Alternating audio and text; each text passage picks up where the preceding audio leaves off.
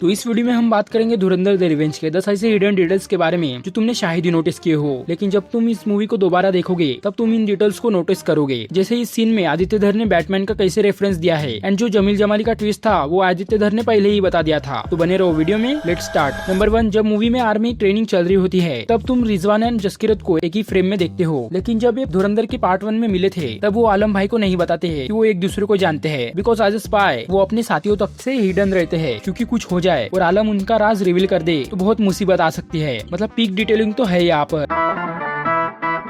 Number 2, अब धुरंधर के part 2 में हमें एक नया कैरेक्टर दिखाई देता है जो है मेजर इकबाल का बाप, जो कितना टॉक्सिक है वो तुम जानते हो, लेकिन इसके बिहेवियर से ही हमें पता चलता है कि इसने ही मेजर के अंदर इतना झूठ एंड ऑल सब बातें भरी है जिसकी वजह से मेजर इकबाल इंडियन से इतनी नफरत करता है और उसी के कारण वो इतना लेवल का बीसी बन जाता है जिसे लास्ट में हमजा बहुत अच्छे से बजाता है, क्योंकि अरे मेरे घंटे का जल्लाद। नंबर 3, अब आते हैं इस भयानक हेलुसिनेशन वाले सीन पर जहाँ पिंदा जब बाथरूम में नशा करता है तब उसके दिमाग का सर्किट हिल जाता है और उसे हमजा एक डीमन टाइप दिखाई देता है। यहाँ एक्चुअली हुआ यह है कि जब पिंदा ने यहाँ आते ही नशे का ओवरडोज किया था तो उसी के कारण उसका ब्रेन सही से प्रोसेस नहीं हुआ, जिसके कारण हमजा इसे डीमन टाइप दिखाई दिया, बिकॉज वो उसके अंदर डर बन गया था क्योंकि पिंदा ने उसे एक टाइप का धोखा दिया था। इसी के कारण वैसा सीन क्रिएट हुआ। Your family shite and all that. Me too.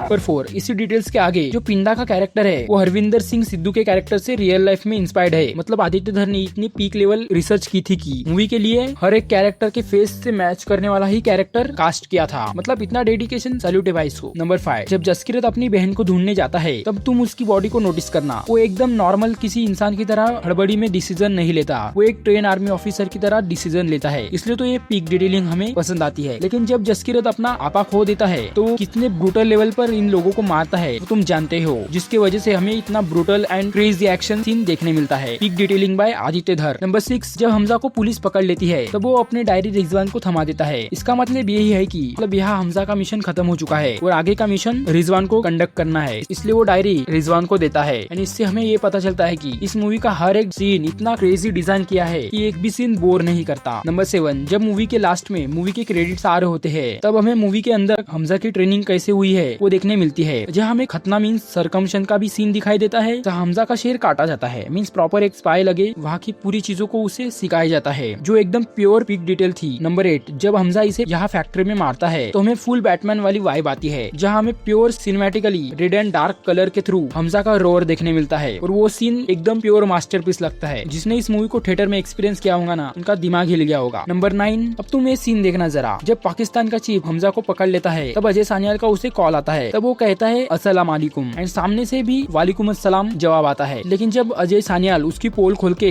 उसकी जान हलक में लाता है तब लास्ट में फोन एंड करते वक्त वो कहता है नमस्ते। मीन्स ये सीन यही बताता है कि हमने आपकी गुद्दी लाल कर दी है, आप अब हमारे कंट्रोल में है। मानना पड़ेगा भाई आदित्य धर को, बहुत क्रेजी लेवल का लिखा है। नंबर 10, जब जमील जमाली का ट्विस्ट रिवील होता है पहले तो आदित्य धर को सल्यूट करो। किसी ने सोचा भी नहीं होगा कि जमील जमाली का कैरेक्टर एक इंडियन स्पाई निकलेगा। तो नोटिस करना कि अगर तुम एक क्रेजी थ्योरी मेकर हो तो तुम इस ट्विस्ट को पहले ही समझ जाते। वो कैसे? क्योंकि इसके पहले की movie means Uri the surgical strike में आदित्य धर ने पहले ही बता दिया था कि जमील जमाली का कैरेक्टर स्पाई होने वाला है, because Uri the surgical strike में भी राकेश बेदी उन्होंने भी उरी द सर्जिकल स्ट्राइक में वैसा ही कैरेक्टर प्ले किया था। मतलब वो ट्विस्ट पहले ही पता था लेकिन हम गेस नहीं कर पाए। मतलब सेम ट्विस्ट को आदित्य धर ने बाप बनाकर बेचा था। अब ये थे कुछ छोटे मोटे धुरंधर द रिवेंज के डिटेल्स। तुम्हें ये डिटेल्स पसंद आए तो वीडियो को लाइक करना एंड कमेंट करना कौन सी डिटेल्स तुम्हें सबसे ज्यादा पसंद आई, और अगर चैनल पर नए हो तो सब्सक्राइब भी कर लेना। मिलते हैं अगले वीडियो में, बाय।